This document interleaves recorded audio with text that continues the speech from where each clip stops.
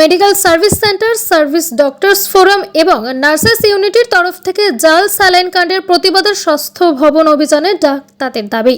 নিষিদ্ধ কোম্পানির ringer lactate ব্যবহারের ফলে প্রসূতির মৃত্যু। রাজ্য সরকার ও ওষুধ কোম্পানির অশুভ আতাতে মরছে সাধারণ মানুষ। বিচার বিভাগীয় তদন্তের মাধ্যমে প্রকৃত দোষীদের দৃষ্টান্তমূলক শাস্তির দাবিতে আজকের এই অভিযান।